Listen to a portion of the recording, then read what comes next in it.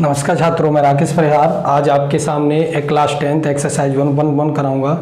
Please मेरे channel को subscribe करना और मेरी हिम्मत बढ़ाना, जिससे मैं आपके लिए और मेहनत कर सकूं, जिससे मुझे भी लगे कि मैं आपके लिए कुछ मेहनत कर रहा हूं। Thank you. तो पहला क्वेश्चन है आपका, निम्नलिखित संख्याओं का एचसीएफ यूक्लिड विभाजन प्रमेय से ज्ञात करो। प्रमेय से ज्ञात करना है। यूक्लिड विभाजन प्रमेय का आपको मैं बता चुका हूं, जिसमें भाज्य बराबर भाजक गुणा भागफल प्लस शेषफल होता है। ठीक है, अब सबसे पहले आपको ये देखना है, पहला क्वेश्चन उसमें दिया है 1.1 का, तो 135 और 225 है। अब इन दोनों का एचसीएफ निकालना है। तो मैंने आपको पहले ही बता दिया था कि पहले इसमें सबसे बड़ी में सबसे छोटी वाली संख्या का भाग देंगे। ये छोटी क्लास में भी आप कर चुके हो। तो छोटी वाली संख्या 135 है, सबसे बड़ी 225 है। तो 135 का 225 में भाग कितनी बार जाएगा? एक बार जाएगा। ठीक है, तो 5 में से 5 गया 0 और 12 में से 3 गया 9। अब ये बताओ 135 का 90 में भाग जाएगा नहीं, एक में से, और यहाँ एक बचेगा, है ना। तो जितना शेष बचता है उस शेष का उसमें भाग देंगे जिससे उसने पहले दिया था। मतलब पहले इसका इसमें जितनी बार गया, जितना शेष बचा उसका इसमें, तो 90 का इसमें कितनी बार जाएगा? एक बार। देख लेना। तो ये बचेगा 5 और ये बचेगा 45। अब 90 का 45 में नहीं जाएगा। अब ये शेष बचा, तो 45 का किसमें? ये ये क्या है? रफ कार्य। ठीक है, रफ कार्य कर सकते हो। तो 45 का 90 में कितनी बार गया? 2 बार। तो 45 दूनी 90, यहाँ शेष खत्म हो गया। तो इसी कंडीशन को ये छोटी क्लास में आपको इसको बोलते हैं भाग विधि से हाईएस्ट कॉमन फैक्टर, मतलब एचसीएफ निकालना। ठीक है, तो हम क्या करेंगे, 225 में 135 से भाग गया तो कितनी बार गया? एक बार गया, और बचा कितना? 90। देखो अभी शेष बच रहा है। फिर 90 का किस में भाग दिया? देखो वहां पर 135 में भाग दिया, कितने का? 90 का। कितनी बार गया? एक बार। शेष कितना बचा? 45। ठीक है, फिर 90 में भाग दिया, कितने का? 45 का। ठीक है, 45 का कितनी बार गया? 2 बार। तो शेष कितना बचा? 0। मैंने आपको पहले बता चुका हूं, जहां पर शेषफल 0 हो जाता है वहां उसका एचसीएफ हो जाता है। मतलब जिससे एंड होता है, भाग देती हैं, तो भाग किससे एंड हुआ? 45 से एंड हुआ, तो इसका एचसीएफ कितना आएगा? एचसीएफ इसका 45 हो गया। इसका ये आंसर हो गया। इसका दूसरा वाला आंसर है, दूसरा वाला क्वेश्चन है 196 और ध्यान देना, 196 और 38,220 तरीका वही है कि ये 38,220 तरीका वही है एचसीएफ निकालने का, जैसे मैं आपको अभी बताया। सब सवालों को इसी तरीके से करना है। तो सबसे बड़ी संख्या यही है, तो सबसे छोटी कौन है? 196। ठीक है, तो आप क्या करोगे? 196 का 38,220 में क्या करोगे? डिवाइड करोगे। तो 196 का इसमें कितनी बार भाग जाएगा? देख लेना, एक बार जाएगा। ठीक है, 12 में से 6 गया तो 6 बचा, 17 में से 9 गया 8 बचा, और 2 में से 1 गया 1 बचा। तो यहाँ कितना होता है? 2। ठीक है, अब 196 का इसमें 5 बार भाग जाएगा, चाहे देख लेना, 5 बार क्या? 9 बार जाएगा। ठीक है, देख लेना, डिवाइड तो आप जानते होंगे। 9 का इसमें 196 और 9 6 जा 40, 54, 9 9 जा 81 और 5 कितना हो गया? 86, 9 1 जा 9, 17 64। ठीक है, तो यहाँ हो गया 9। अब 12 में से, मतलब 2 में से 4 जाएगा नहीं, तो यहाँ कितना हो जाएगा? 12 में से 4 गया तो कितना बचा? 8, और यहाँ कितना बचा? 5 में से 6 गया, 15 में से 6 गया 9। ठीक है, यहाँ बिल्कुल 0 हो जाएगा ये सब कुछ। ठीक है, अब क्या बता रहेंगे? 0। अब तुम्हें बताया 196 का 980 में कितनी बार भाग जाएगा? 5 बार। मतलब ये है कि यहाँ पर अभी भाग पूरा जाता जा रहा है। तो मतलब ये है कि 196 का इसमें पूरा भाग चला गया है, शेषफल कोई बचा ही नहीं है। अगर शेषफल ऐसी संख्या बचती तो फिर उस शेषफल का इसमें भाग देती, लेकिन शेषफल कोई बचा नहीं है, तो पूरा भाग चला गया। कितनी बार? 95 बार। तो आप सीधा लिख सकते हो यूक्लिड विभाजन प्रमेय से। ठीक है, A बराबर BQ प्लस R से, मतलब रूल वही चलाना है, A बराबर BQ प्लस R। ठीक है, तो A की जगह पर जो जिसमें भाग देते हैं उसे लिखेंगे। B किससे भाग दिया? 196 से। अब कितनी बार भाग गया? 196 से इसमें कितनी बार भाग गया? 195 बार। ठीक है, अब ये बताओ शेषफल कुछ बचा? नहीं बचा, 0। तो यहीं पर इसका एंड शेषफल हो गया, तो इसका एचसीएफ कितना हो गया?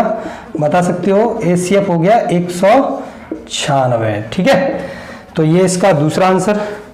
तीसरा भी इसी तरीके से सेम टू सेम क्वेश्चन से आप कर सकते हो। तीसरा मैं आपके लिए छोड़ता हूँ, आप कर लेना। ठीक है, चाहे मैं करा देता हूँ तीसरा भी। तीसरा देखो मैं डिवाइड दे देता हूँ, थर्ड वाला क्वेश्चन है, थर्ड है, तो थर्ड वाले क्वेश्चन में क्या कहा है उसने, 867 और 255, तो इसमें छोटा कौन है, यही है ना। तो यहाँ लिखना है आपको a बराबर बी क्यू प्लस आर से, ठीक है। अब a बराबर बी क्यू प्लस आर से लिखना है, तो सबसे पहले आपको इसको यहाँ करता हूँ सॉल्व। तो बड़ी कौन सी है, ये वाली, तो बड़ी वाली को यहाँ लिखेंगे, इससे डिवाइड देंगे 255। अब इसका इसमें डिवाइड कितनी बार जाएगा, आप देख सकते हो 3 बार जाएगा शायद। देखो ऐसे इस तरीके से डिवाइड दे दो, तो इसमें डिवाइड जाएगा तो कितनी बार देंगे, ध्यान दो।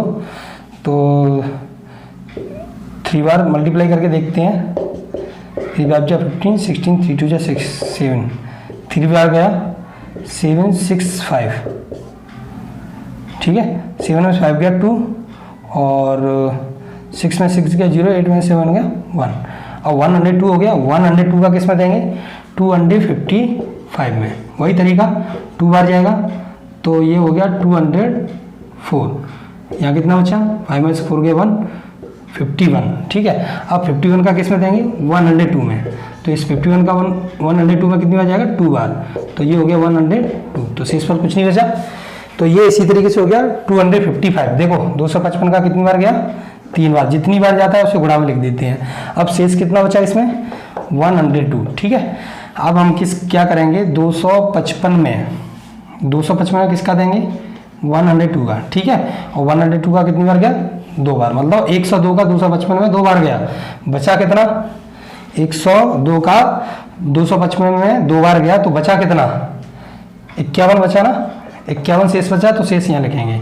अब 102 में किससे भाग देंगे, 51 से, कितनी बार गया, 2 बार। अब शेष इसमें बचा 51 से भाग देने पर, देखो 51 से इसमें 2 बार भाग गया, तो शेष कुछ बचा है, नहीं बचा ना, तो 0 शेष हो गया। तो इसका मतलब कहाँ पर भाग रुक गया, 51 पर, तो इसका एचसीएफ क्या हो गया, 51, ठीक है।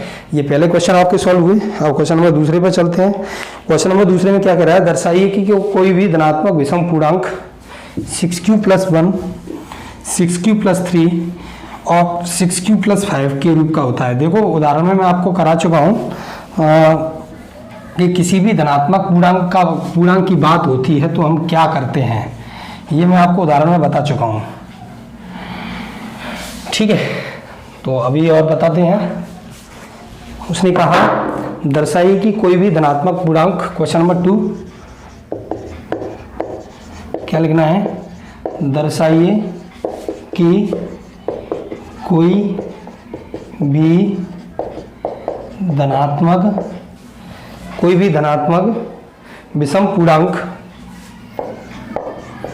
धनात्मक विषम पूर्णांक, ध्यान देना, पूर्णांक 6q + 1 या 6q + 3 या 6q + 5 के रूप का होता है। अब देखो आप पहले कर चुके हो कि कोई भी धनात्मक विषम पूर्णांक, तो हम धनात्मक विषम पूर्णांक ले लो, धनात्मक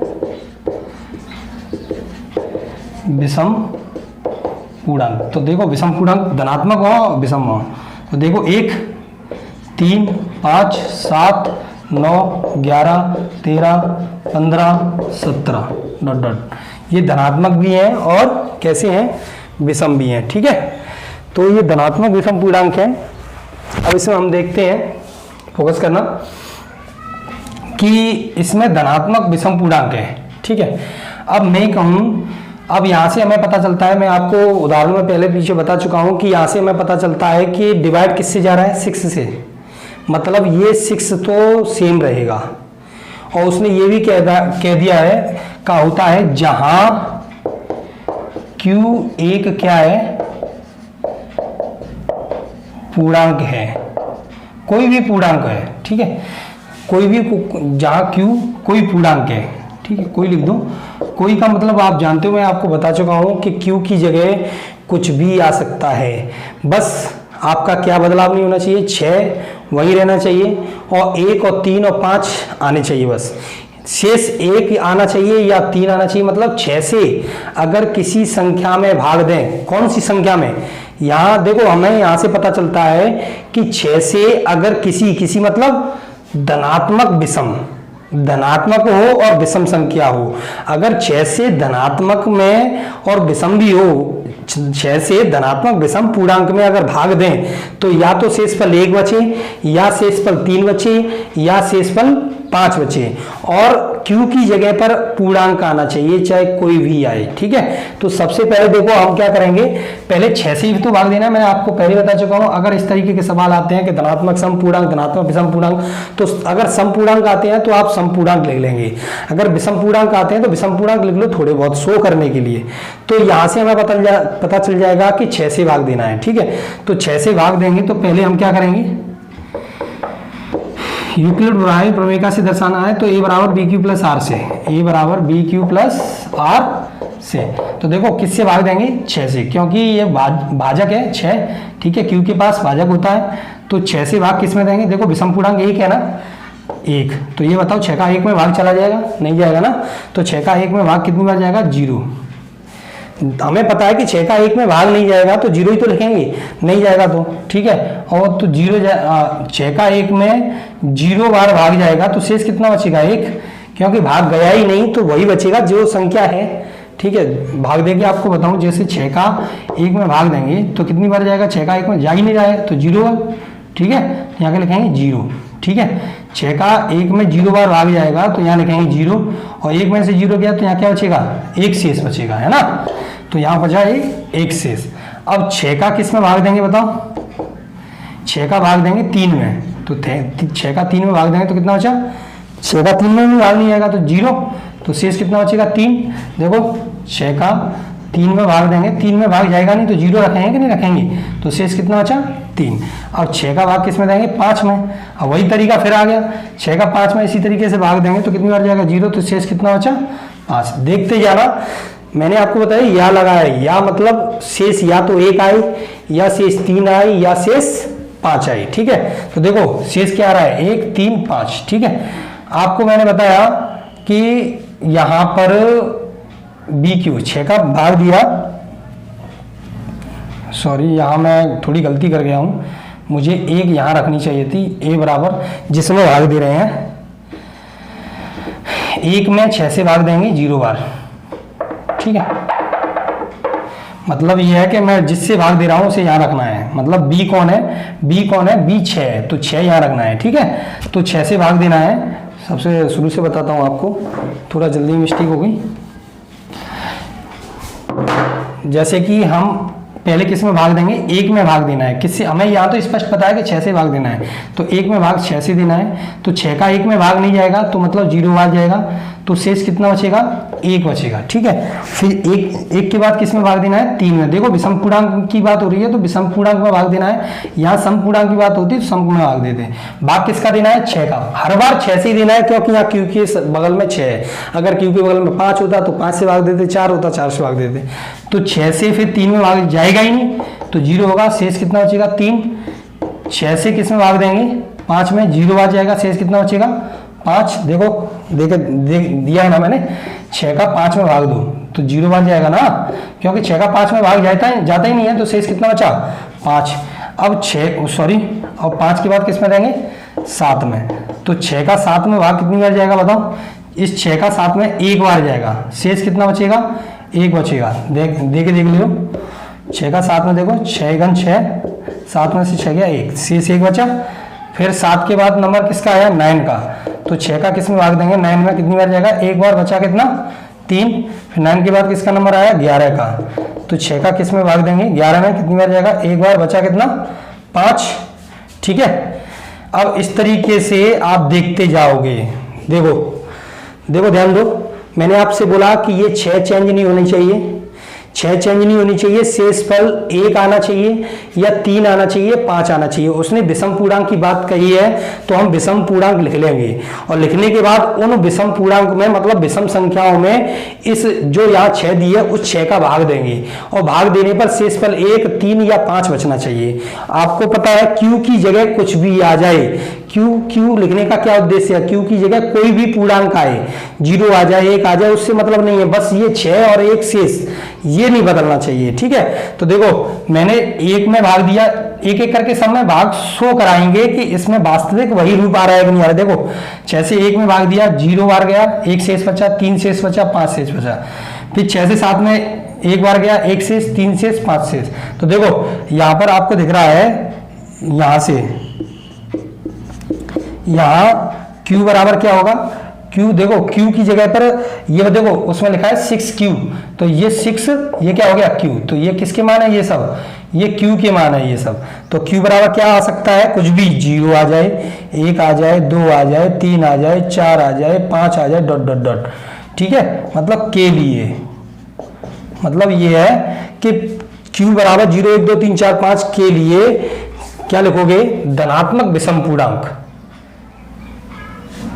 कोई भी धनात्मक विषम पूर्णांक, ध्यान देना, धनात्मक विषम पूर्णांक, ध्यान देना, मतलब Q की जगह पर कुछ भी आए, लेकिन ये देखो 6 चेंज नहीं हुई, शेषफल 1, 3, 5 आते गए हैं। उसी तरीके से मैंने आपको बताया, जैसे उदाहरण में बताया था, यहाँ पर 6 का भाग देना है, मतलब जो विषम पूर्णांक की बात होगी तो विषम पूर्णांक में भाग देने हैं, मतलब ये वाली संख्या इधर लिखनी है एक एक करके और इस 6 से भाग देते जाना है और जो शेषफल बचे उन्हें प्लस करते जाना है। बस आपको ये मिलाना है कि यहाँ पर जिनमें भाग दे रहे हैं, इसमें तो भाग देना है, ये तो हमें पता ही है कि इसमें तो शो कराना है कि जिस संख्या में भाग देना है, भाग देना है 6 से, और यहाँ Q की जगह पर कोई भी पूर्णांक आ सकता है, इसमें कोई मतलब नहीं है, लेकिन शेष नहीं बदलना चाहिए और जिससे भाग दे रहे हैं वो नहीं बदलना चाहिए। और जिनमें भाग दे रहे हैं वो तो संख्या हमें पता ही है, विषम पूर्णांक की बात कही है तो विषम पूर्णांक में भाग देना है। ठीक है, तो कोई भी धनात्मक विषम पूर्णांक किसके रूप का होता है, देखो ये सब कैसे हैं, 1, 3, 5, 7, 9, 11, तो ये कैसे हैं, विषम है ना। तो और किस रूप में है ये, देखो 6 ये है और ये Q के मान है, Q के मान ही है ना, और ये देखो शेषफल 1, 3, 5, 1, 3, 5, हर बार देख लेना कितनी भी संख्या में भाग दे लेना विषम पूर्णांक में, 1, 3, 5, 1, 3, 5 बचता जाएगा, यहाँ 6, 6 आता जाएगा, यहाँ 0, 1, 2, 3 ऐसे आता जाएगा। तो ये 6Q + 1, 6Q + 3, 6Q + 5, तो यहाँ लिखना है कोई भी धनात्मक विषम पूर्णांक 6Q + 1 या 6Q + 3 या 6Q + 5 के रूप का होता है। ठीक है, तो इसके रूप का होता है, ये ध्यान रखना। ये आपका क्वेश्चन हो गया, प्रूफ हो गया, प्रूफ करना था। अब अगला क्वेश्चन देखेंगे। अगला क्वेश्चन आपका क्वेश्चन नंबर 3 पर ध्यान देना। किसी परेड में 616 सैनिक हैं, कितने सैनिक हैं, 616। ठीक है, किसी परेड में कितने सैनिक हैं, 616। फोकस करना, क्वेश्चन नंबर 3 पर फोकस करो। किसी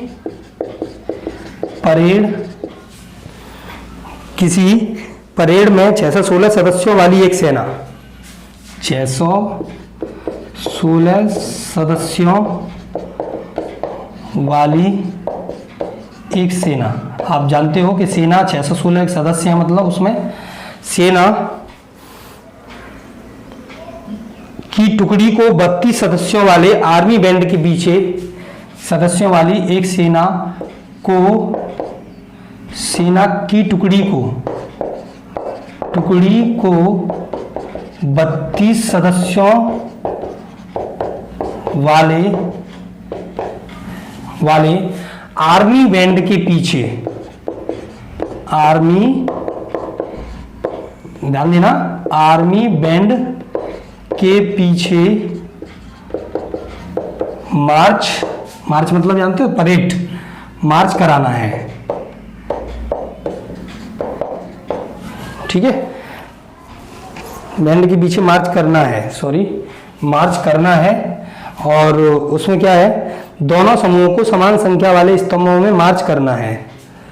दो समूह बनेंगे, दोनों समूहों को समान संख्या वाले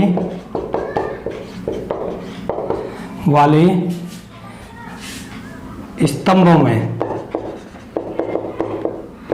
में मार्च करना है। ठीक है, फोकस करना।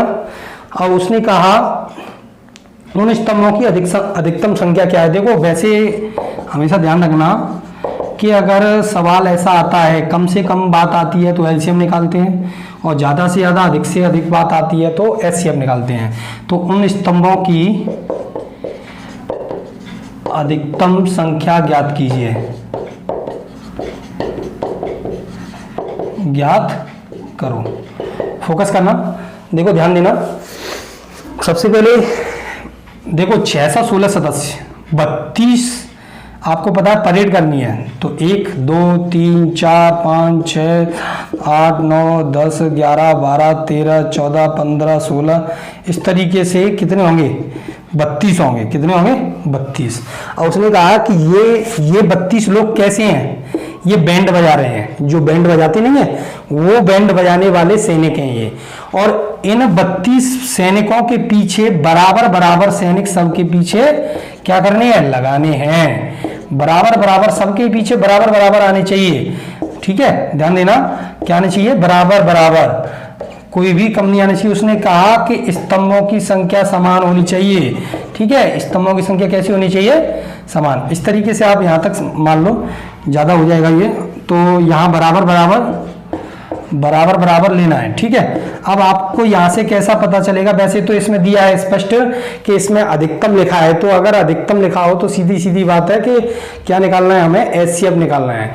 तो हमने मान लिया कि यहां से लेकर के यहां तक ये 32 सदस्य हैं जो आगे खड़े हुए हैं बैंड बजाने के लिए, और इन 32 के पीछे 616 को बराबर बराबर बांटना है। तो ये कह रहा है अधिकतम स्तंभों की संख्या, मतलब ये कितने स्तंभ बन जाएंगे, 1 2 3 4 5 6 7 8 कितने बनेंगे। तो तुम्हें पता है कि एक स्तंभ में संख्या कैसी आएगी, तो हमें पता है कि माना स्तंभ बन जाएंगे। ये कितने हैं, ये समझ लो, ये संख्या हो गई ए, ये स्तंभों की संख्या कितनी हो गई, ए। स्तंभ कितने हैं, सॉरी स्तंभ इस तरीके से हैं, तो ये स्तंभों की संख्या देखो, एक स्तंभ 2 3 स्तंभ ऐसे लो या लाइन के तौर पर लो। अगर इधर मानते हो, जैसे इधर खड़े हैं सैनिक, तो स्तंभ ऐसे माने जाएंगे। अगर इधर खड़े हैं तो स्तंभों की संख्या ऐसे मानी जाएगी। ठीक है, तो स्तंभ ये माने जाएंगे। तो ये कैसे हैं, ये समझ लो ए और ये समझ लो बी। ठीक है, अब दूसरी भी इसी तरीके से 16 इधर और 16 इधर, तुम्हें पता है। तो ये ए, और हमें आगे की पता नहीं कि ये कितनी होगी, सी। मतलब इसमें भी बराबर होनी चाहिए। 16 इधर खड़े कर दिए, 16 इधर खड़े कर दिए। अब इसके पीछे हमने बराबर कर लिए। अब क्या पता कि इसमें से कुछ बचे हों, तो वो भी पीछे बराबर करना पड़ेगा। मतलब ये लंबाई कुछ भी हो सकती है, मतलब इस लंबाई में कुछ भी आ सकते हैं। ये पीछे की लंबाई कितनी भी बड़ी हो सकती है, लेकिन स्तंभ उसके सेम रहेंगे। अगर इसमें जितने स्तंभ हैं उतने ही स्तंभ इसमें रहेंगे। ठीक है, ध्यान रखना, मतलब ये है कि सेम स्तंभ बनेंगे। सेम कैसे बनोगे, फोकस करना कि अगर यहां पर, जैसे कि मैंने यहां पर 16 खड़े कर दिए, या 5 समझ लो, या 6 खड़े कर दिए। अब 6 खड़े कर दिए तो हमारे पास हैं 30। तो 30 में से मैंने 6 के पीछे यहाँ ले लिए 1 2 3 4 4 4 4 4 4। अब देखो 1 2 3 4 5 6, तो ये कितने हो गए, 24 हो गए। अब बचे, अब यहाँ 6 हो गए। अब मैं कहूँ कि इसका स्तंभ कितना हो गया, 6 का स्तंभ हो गया, मतलब 6 लाइन हो गई। अब 6 और बचे हैं, तो इनको भी इस तरीके से खड़ा कर दूं मैं। अब इनके पीछे खड़ा करने को कुछ नहीं है, तो मतलब इसके पीछे संख्या कुछ भी हो सकती है। तो ये पीछे वाली संख्या बराबर हो या ना हो, लेकिन इसके स्तंभों की संख्या 6 ये है, तो 6 ये है, मतलब समान होंगे। ठीक है। अब जब स्तंभ एक चीज कोई समान मिलती है और कोई भी समान मिल रही है, वेनिस्ट मिल रही है, तो हम क्या कहेंगे, इसमें एचसीएफ निकालना है। वैसे सीधी सीधी बात है, अगर हमें स्पष्ट दिख रहा है कि स्तंभों की संख्या पूछ रहा है, इतने सदस्यों को स्तंभ मतलब लाइनों की संख्या पूछ रहा है कि कितनी लाइन हो सकती हैं, तो तुम्हें पता है कि 616 तो लाइन आएंगी तो कम ही तो आएंगी, तो कम संख्या कब आएगी एचसीएफ में, एलसीएम में तो ज्यादा आएगी ना, मल्टीप्लाई होता है। तो इसमें क्या निकालना है, हमें एचसीएफ निकालना है। एचसीएफ आप यूक्लिड विभाजन प्रमेय से निकाल सकते हो, ठीक है। अब एचसीएफ यूक्लिड विभाजन प्रमेय से कैसे निकालोगे, मैं आपको बता रहा हूं। तो देखो इसमें 616 सदस्य हैं, 616 क्या है सदस्य, और 616 में 32 से भाग देंगे, ठीक है। अब 32 से भाग देंगे, ए बराबर बी क्यू प्लस आर से, आर से। अब देखो 32 से इसमें भाग दो 616 में, 32 एकम 32, 11 में से 2 गया 9, 5 में 2 गया 3, ठीक है। अब इसमें 32 का कितनी बार जाएगा, 9 बार, ठीक है, ठीक है। अब ये शेष 8 बचा ना, तो 8 का किस में डिवाइड देंगे, 32 में, 8 चौक 32, तो इसका मतलब भाग किस पर एंड हुआ, 8 पर। तो 32 का 616 में भाग देंगे, मतलब 616 को बांटेंगे, किस में बांटेंगे, 616 को बांटेंगे 32 लोगों के पीछे। तो 32 लोगों के पीछे बांटो, मतलब ये है एक आदमी के पीछे, जैसे 32 ये खड़े हैं तो एक के पीछे कितने आएंगे, सबसे पहले ये बांटना है। तो 32 का 616 में भाग देंगे तो एक के पीछे कितने आएंगे, 32 का 616 में भाग देंगे तो 19 बार भाग जाएगा। कितनी बार जाएगा, 19 बार, ठीक है। फिर शेष कितना बचेगा, 296। अब एक के पीछे 19 खड़ा करने पर भी 296 बढ़ रहा है, तो बचे ये। अब उसके बाद 32 से भाग नहीं आ रहा, मतलब एक के हिस्से में नहीं आएंगे। अब 32 से क्या है, 32 से, हाँ 296, सॉरी शेष क्या बच रहा है, शेष 8 है, 296 कहाँ है, शेष 8 है ना, ठीक है। तो 32 से 19 में भाग देने पर शेष 8 बचे। अब तुम्हें पता है 32 लाइन होंगी इस तरीके से, अब इन 8 को तो लगाने से रहे इस तरीके से, है ना। तो इस वजह से 8 शेष बचे, तो 8 का फिर किस में भाग देंगे, 8 का किस में देंगे, 32 में, 8 का किस में भाग देंगे, 32 में। तो 8 का 32 में भाग कितनी बार जाएगा, 4 बार, ठीक है। 8 का 32 में कितनी बार जाएगा, 4 बार, शेष कितना बचा, 0। अब देखो 8 का भाग देने पर यहाँ 0 हो गया, तो यहाँ एचसीएफ क्या हो गया, 0। तो मतलब ये है अधिकतम स्तंभों की संख्या क्या होगी, स्तंभों की अधिकतम संख्या, स्तंभों की अधिकतम संख्या बराबर क्या होगी, 8, ठीक है। अब देखो हमें बस इसी बात पर फोकस करना है कि हमें कैसे पता चलेगा कि इसमें एचसीएफ निकालना है। तो एचसीएफ हमें ऐसे पता चलेगा कि हमें पता है कि 616 सदस्यों को 32 लोगों के पीछे खड़ा करना है, और उसने फिर पूछा है कि स्तंभों की संख्या बताओ कितनी होगी। तो स्तंभों की संख्या तो कम ही आएगी ना, और कम आएगी तो हमें पता है कि प्रत्येक स्तंभ में समान होंगे। उसने समान की बात कह दी, सबसे पहले यही ध्यान रखना है, दोनों समूहों में संख्या समान होगी, और संख्या समान मतलब ज्यादा से ज्यादा होनी चाहिए, संख्या समान होनी चाहिए। तो ज्यादा से ज्यादा समान संख्या कौन सी होती है, एचसीएफ में निकालते हैं, ठीक है। तो उसे बोलेंगे क्या, एचसीएफ। अब अगला क्वेश्चन देखते हैं, question number 4।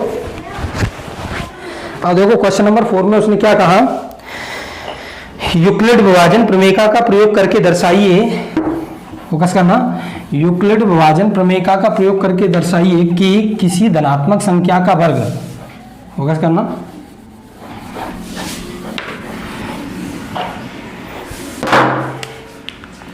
Question number 4, Euclid विभाजन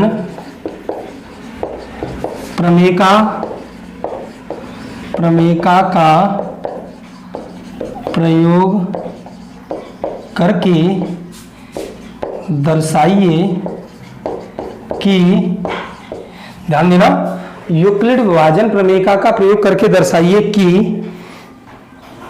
किसी धनात्मक पूर्णांक का वर्ग,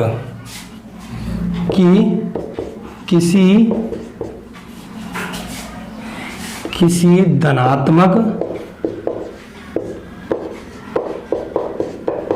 पूर्णांक का वर्ग, ठीक है, पूर्णांक का वर्ग किसी पूर्णांक m के लिए, किसी पूर्णांक m के लिए, फोकस करना, m के लिए 3m या 3m प्लस 1 के रूप का होता है, 3m या 3m प्लस 1 के रूप का होता है। अब देखो, सबसे पहले आपको इसमें गहराई से फोकस करना है। यूक्लिड विभाजन प्रमेयिका का प्रयोग करके दर्शाइए कि किसी धनात्मक पूर्णांक, तो देखो पहले इस पे फोकस करना। उसने क्या कहा, किसी, तो किसी की जगह पर आप मान लो किसी, देखो उसने किसी की बात कह दी, तो वो तो क्वेश्चन कर रहा है ना, तो इस वजह से किसी लिखेगा। लेकिन आप क्या कर रहे हो, क्वेश्चन को सॉल्व कर रहे हो, तो आप क्या लिखोगे, माना धनात्मक पूर्णांक, क्या मानोगे, माना धनात्मक पूर्णांक बराबर क्या मानोगे, ए मान लो, ठीक है। माना धनात्मक पूर्णांक ए मान लिया। अब धनात्मक पूर्णांक ए मानने के बाद आप ये देख सकते हो कि यहां पर शेषफल उसने क्या कहा, किसी पूर्णांक m के लिए, मतलब m की जगह पर कोई भी पूर्णांक हो सकता है, ठीक है। तो पूर्णांक m के लिए किसी धनात्मक पूर्णांक का वर्ग अगर करें तो वो 3m के रूप का या 3m प्लस 1 के रूप का हो जाता है या नहीं हो जाता, इस बात पर आपको फोकस करना है। तो सबसे पहले आपको यहाँ दिखाई दे रहा होगा कि ये क्या है, शेषफल, ये क्या है, भाजक, ठीक, सॉरी भागफल, और ये क्या है, भाजक, मतलब 3 से भाग दिया जाएगा।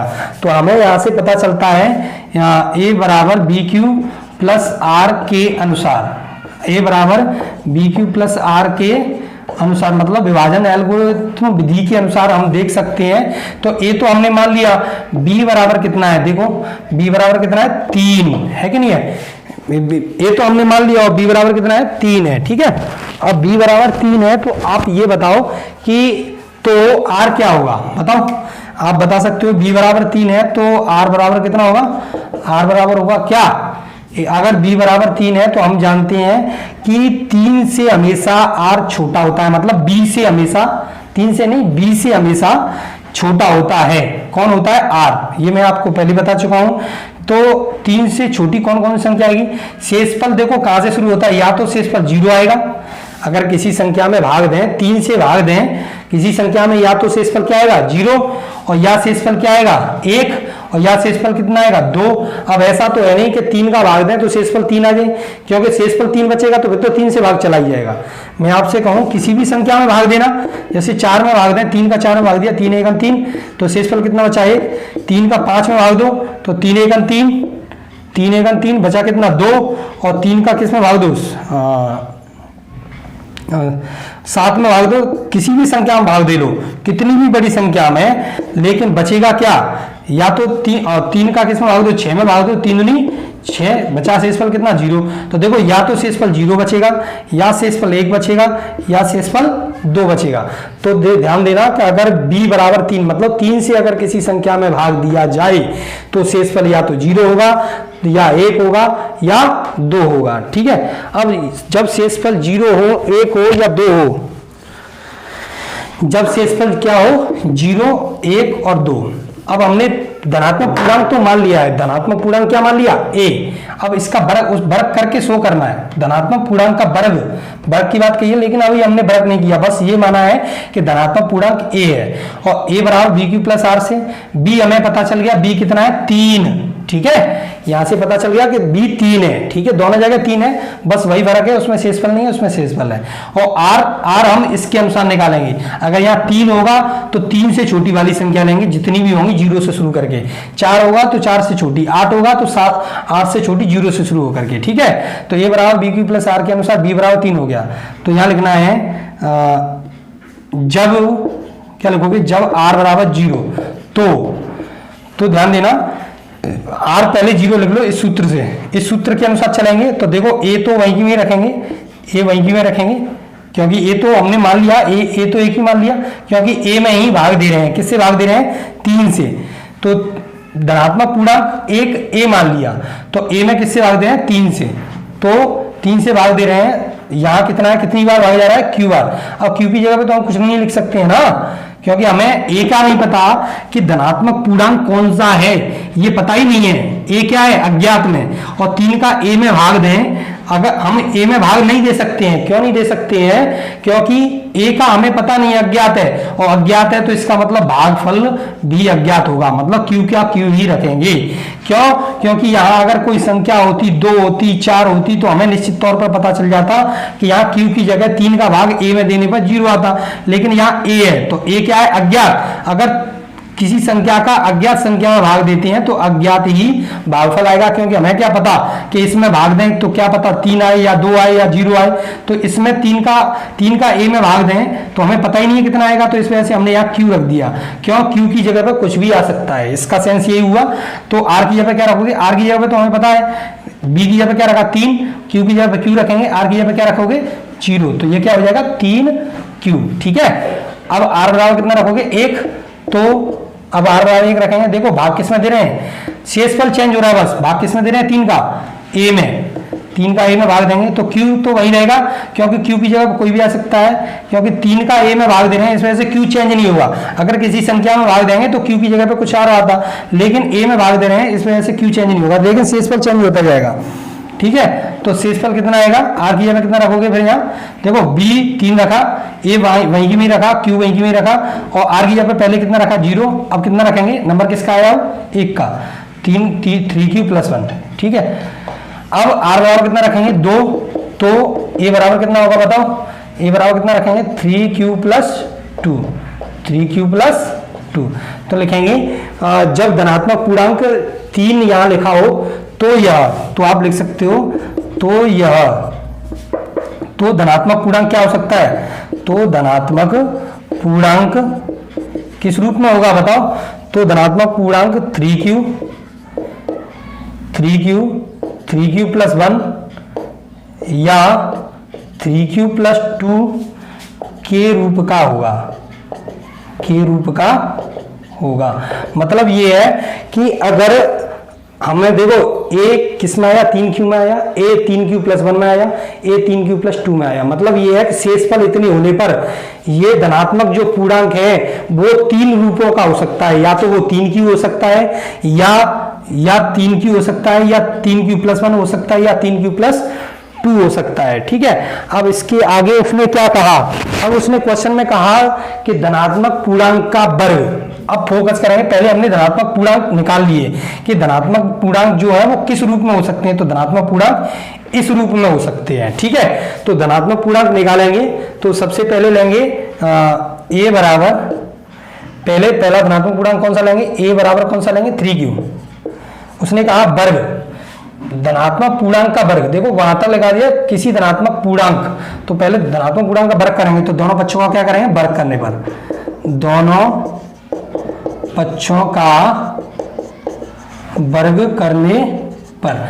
अब देखो दोनों पक्षों का वर्ग करेंगे तो a का वर्ग क्या हो गया a², और यहाँ 3 का वर्ग क्या हो गया, आप जानते हो यहाँ 3 का वर्ग क्या हो गया 9, और q का वर्ग क्या हो गया 9q²। ठीक है, अब मतलब ये है कि a का वर्ग किया तो 3q का वर्ग क्या हो गया 9q²। उसने कहा किसी धनात्मक पूर्णांक का वर्ग इस रूप में लाने हैं, m के लिए इस रूप में लाने हैं, मतलब यहाँ m लाना है आपको, और चेंज करके मान करके कैसे भी ला सकते हैं या नहीं ला सकते हैं, तो हम रख सकते हैं मान, कोई भी चीज हो उसे मान के तो लिख सकते हैं ना, तो ये a² हो गया है ना। तो यहाँ सबसे पहले आपको ये ध्यान रखना है, आपके पास उत्तर ये है आपका, ठीक है 2 उत्तर है, तो सबसे पहले क्या लाना है आपको 3m, तो इसका मतलब इसमें 3 है नहीं है ना, तो इसमें से आप 3 क्या करोगे बाहर निकाल लोगे। अब 9 में से 3 बाहर निकालोगे तो ब्रैकेट में क्या लिखोगे, 3 का 9 में भाग कितनी बार जाएगा 3 बार। ओनली यहाँ देख के चलना है, सबसे पहले आंसर पे देख के चलना है, यहाँ कितना है 3, तो इस 9 में से 3 निकालना है। अगर यहाँ 9 होता तो यहाँ 9 निकालते, अगर यहाँ 7 होता तो यहाँ 7 निकालते, लेकिन यहाँ 3 है तो इस वजह से इस वर्ग करने के बाद इसमें से 3 बार निकालेंगे। अब 3 का इसमें भाग देंगे तो 3 का 9 में भाग कितनी बार जाएगा 3 बार, और ये बचा कितना q²। ठीक है, अब देखो ध्यान देना 3 के बाद में क्या है m, तो जो 3 के बाद में रखा है इसकी जगह पर m रख दो, बस रखना है और कुछ नहीं है। तो आपको ये m, अब आप ये सोचोगे कि ये m किसकी जगह पे रखा, मैंने इसकी जगह पे रखा, तो यहां लिख दोगे, शो करा दोगे, जहां m बराबर 3q²। ठीक है, जहां m बराबर 3q²। अगर ये आपको दिखाई नहीं दे रहा है तो मैं इस तरफ लिख देता हूं, a² बराबर 3q²। तो ये 3q² की जगह पे क्या रखोगे, m, तो m रख दिया, इसकी जगह पे m रख दिया। तो ये m किसकी जगह पे रखा, जहां m बराबर किसकी जगह पे रखा, 3q²। ठीक है, तो पहला रूप हो गया a² बराबर 3m, तो ये हो गया a² बराबर 3m। मतलब ये धनात्मक पूर्णांक का वर्ग कौन सा रूप बन गया, 3m के रूप का बन गया। पहला धनात्मक पूर्णांक का वर्ग क्या बन गया, 3m बन गया। अब बनाना है 3m+1।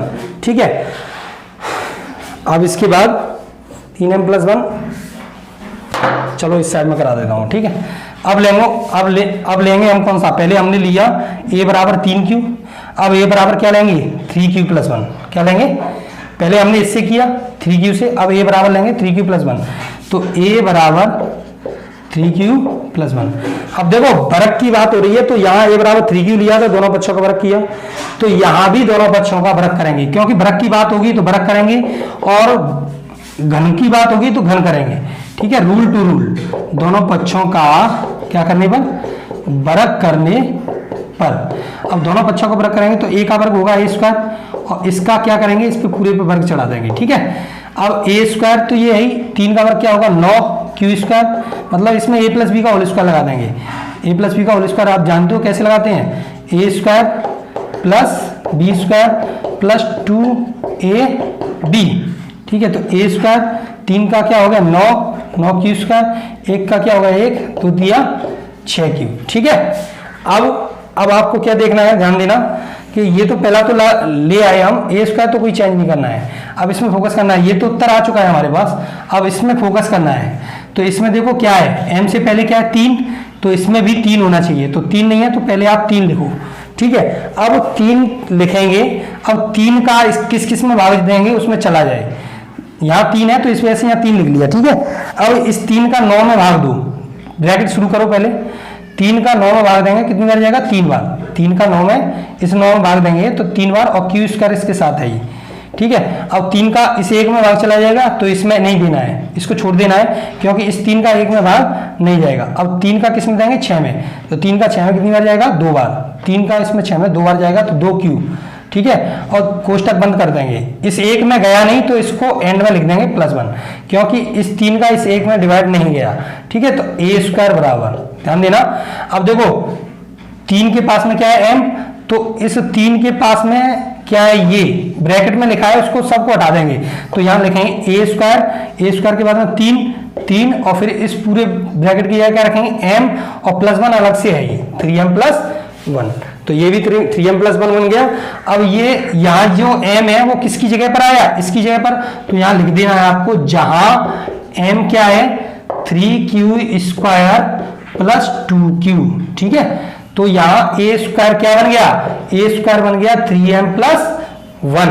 तो आप कह सकते हो, देखो हमने धनात्मक पूर्णांक के वर्ग को 3m बना दिया और या 3m+1 बना दिया। ठीक है, तो हम कह सकते हैं, क्या कह सकते हैं, किसी धनात्मक पूर्णांक का वर्ग 3m या 3m+1 के रूप में लिखा जा सकता है।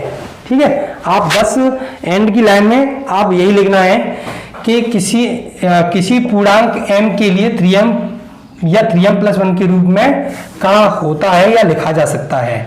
ठीक है, यहाँ लिख देना है बस एंड में, और कुछ नहीं लिखना है। अतः साफ करके लिख देता हूं, सवाल सॉल्व होने के बाद आपको बस यही लिखना है, किसी धनात्मक पूर्णांक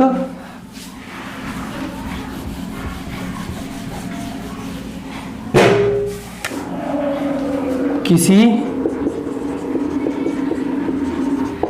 धनात्मक पूर्णांक का वर्ग किसी पूर्णांक m के लिए, किसी पूर्णांक m के लिए 3m या 3m+1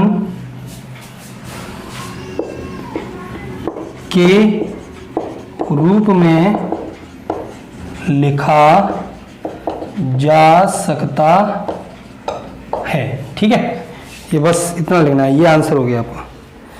अगला लास्ट वाला क्वेश्चन है, क्वेश्चन नंबर 5। वो भी इसी तरीके से है, बिल्कुल सेम टू सेम कंडीशन है, लेकिन इसमें वर्क किया था, उसमें क्या करना है, उसमें घन करना है। ठीक है, तो अगले क्वेश्चन में दिया है यूक्लिड विभाजन प्रमेयिका से, यूक्लिड विभाजन प्रमेयिका का प्रयोग करके दर्शाइए। क्वेश्चन नंबर 5 में यूक्लिड विभाजन प्रमेयिका का प्रयोग करके दर्शाइए कि किसी, ध्यान देना, दर्शाइए कि किसी धनात्मक पूर्णांक का घन, किसी धनात्मक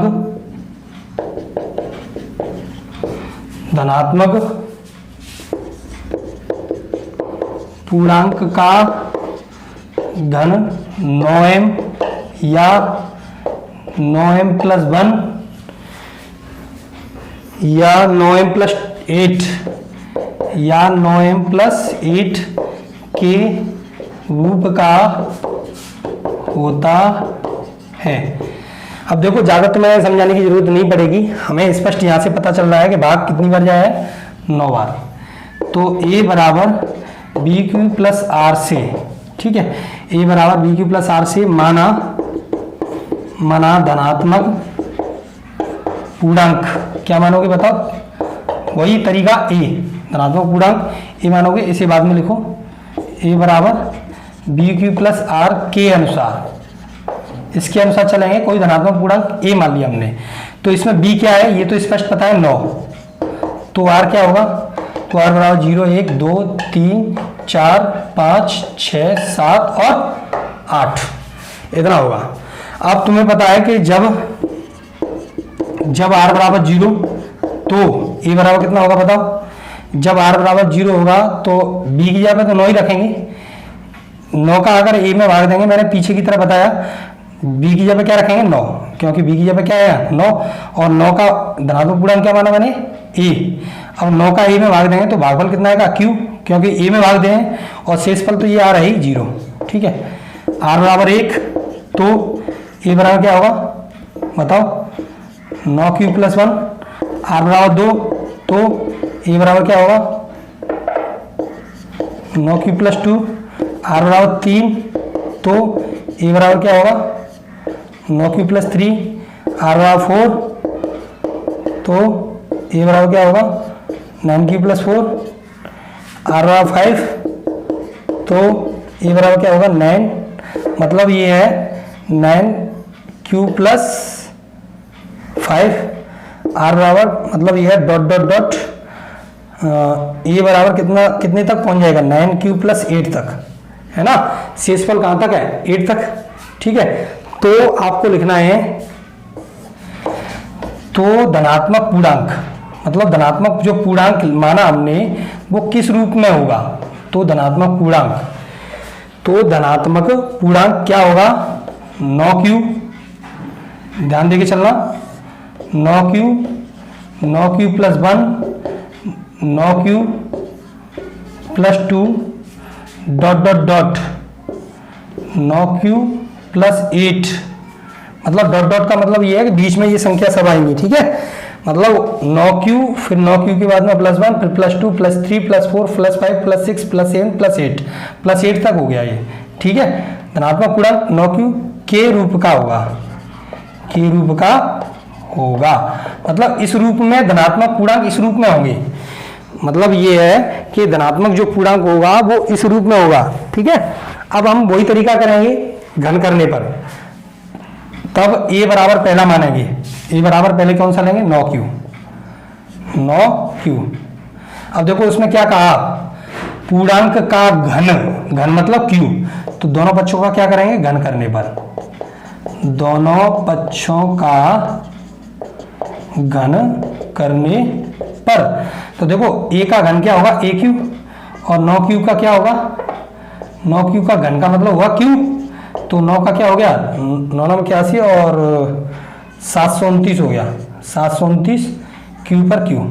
ठीक है, अब आप ये बताओ ए क्यू तो हो गया, अब इसमें कितना लाना है, सबसे पहले इस पे फोकस करना, कितना लाना है यहाँ 9। मैंने आपको वहां बताया इससे पहले क्वेश्चन में कि 9 है तो 9 बाहर लेना है। तो देखो ये 729 है, 729 क्यू क्यू, तो ए क्यू, तो इसमें से कितना बाहर लेना है 9। ठीक है, 9 बाहर ले लो क्योंकि इसमें 9 है, तो 9 का 9 बार लेके ब्रैकेट शुरू करते हैं कि नहीं करते हैं, और 9 का इसमें भाग देंगे 81 बार जाएगा, 81 क्यू। ठीक है, अब इसकी जगह पे क्या रखेंगे हम m, वही तरीका 9m, तो जहां m किसकी जगह पे है, m बराबर क्या हो गया 81 क्यू क्यू। ठीक है, तो ये पहला हो गया। उसके बाद अगला है, साफ करता हूं इसको,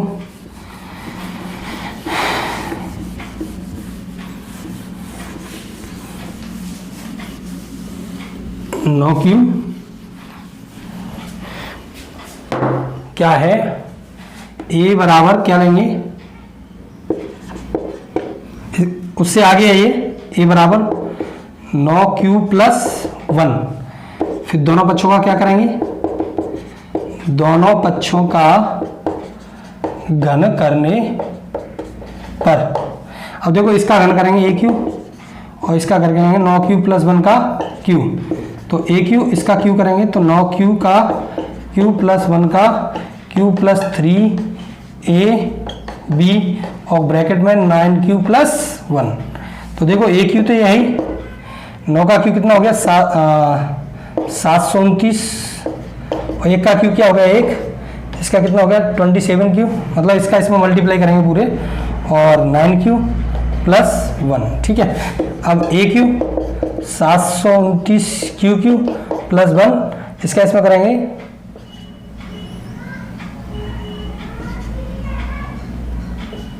ठीक है, 9 का 27 में मल्टीप्लाई करना है। ठीक है, 9 7 63 की 3 हासिल 6 और 9 दूनी 18 6 कितना हो गया 24, 243, मतलब ये 27 क्यू का 9 क्यू में करेंगे 243 क्यू स्क्वायर हो जाएगा, फिर 27 क्यू का किस में करेंगे 1 में, तो ये हो जाएगा 27 क्यू। ठीक है, अब दूसरी चीज पर फोकस करना है, ये तो हम ला चुके हैं इससे पहले, तो यहाँ लाना है, यहाँ पर भी 9 लाना है, तो आप क्या करोगे ए क्यू बराबर 9 लाना है तो पहले क्या लोगे 9, अब 9 लाएंगे तो उसके बाद ब्रैकेट शुरू करेंगे और ब्रैकेट शुरू करेंगे तो 9 का किस में भाग देंगे इसमें, तो किस में आ जाएगा 81 बार और इसके साथ क्यू है। ठीक है, अब 9 का भाग इसमें तो चला गया, अब 9 का भाग इसमें चला जाएगा, 1 में नहीं जाएगा तो इसको छोड़ देंगे, अब 9 का भाग इसमें देंगे, जिसमें नहीं जाएगा उसे छोड़ देंगे, इसमें देंगे कितनी बार जाएगा 27 बार। ठीक है, सॉरी इसमें चला गया और इसमें भी चला जाएगा 3 क्यू बार। ठीक है, अब इसमें नहीं गया था तो जिसमें नहीं जाता है उसे क्या रखेंगे पीछे +1, मतलब +1 को पीछे रख देंगे। अब देखो जो ब्रैकेट में होता है उस पूरे ब्रैकेट की जगह क्या रखेंगे m, तो पूरे ब्रैकेट मतलब पूरे ब्रैकेट में से बाहर आया, जितने से बाहर आया है और जो ब्रैकेट में उसको पूरे को हटा दो, उसकी जगह पे m रखेंगे, तो ये +1 तो अलग अलग है ना, तो देखो ये भी आ गया 9m + 1। अब इसी तरीके से बिल्कुल सेम टू सेम कंडीशन में हमें लेके चलना है, कौन सा 9q + 2, ए बराबर 9q, अब 9q + 2, 9q + 2। ठीक है, अब हमें क्या करना है, फोकस करना, दोनों पक्षों का क्या करेंगे घन करने पर, दोनों पक्षों का घन करने पर यहाँ लिख तो लो, जहाँ m बराबर 81 Q Q 27 Q square 3 Q. ठीक है, ये m की जगह पर रखा है यहाँ। ठीक है, अब इसके बाद दोनों बच्चों का घन करेंगे तो ये हो गया ए क्यू और ये हो गया 9q + 2 का क्यू। ठीक है, अब इसको मैं इधर सॉल्व करता हूं, ए क्यू तो यही 9 का क्या हो गया, देखो उसी तरीके से सॉल्व करेंगे, 9q का क्यू 2 का क्यू + 3 गुणा 9q गुणा 2 और कोष्टक में 9q + 2। ठीक है, फॉर्मूले के अनुसार। तो देखो ए क्यू इसका कितना हो गया 729 क्यू क्यू, इसका क्या हो गया 8, 54 क्यू और 9 क्यू प्लस 2। ध्यान देना। अब देखो ए क्यू 729 क्यू क्यू 8। अब देखो 54 का इसमें गुणा करो, 9 चौक 36, 9 5 45 और 3 48 क्यू स्क्वायर और 54 दूनी 108 क्यू। ठीक है। अब वही तरीका, इसमें 9 बाहर लिया तो इसमें भी तो 9 बाहर है, तो ए क्यू तो 9 बाहर ले लो, 9 का इसमें भाग देंगे 81 क्यू क्यू। 9 का इसमें भाग जाएगा नहीं, 9 का इसमें तो चला जाएगा लेकिन इसमें नहीं जाएगा तो इसे छोड़ देंगे, इसमें चला जाएगा 9 5 45, 9 चौक 36 क्यू स्क्वायर। 9 का इसमें भाग देंगे 12 बार। ठीक है, 12 क्यू। और जिसमें भाग नहीं गया, इसमें भाग नहीं गया तो इसको क्या लिखेंगे पीछे +8। ठीक है। अब ध्यान देना, तो ये हो गया ए क्यू प्लस इस पूरे की जगह पे क्या रखोगे m, 9m प्लस पीछे वाला 8।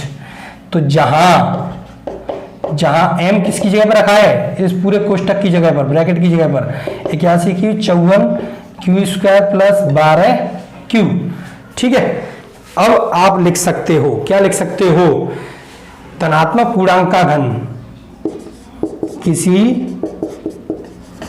धनात्मक पूर्णांक का घन 9m, किसी धनात्मक पूर्णांक का घन 9m या 9m प्लस 1 या 9m प्लस 8 के रूप का होता है। ठीक है, ये आंसर हो गया आपका।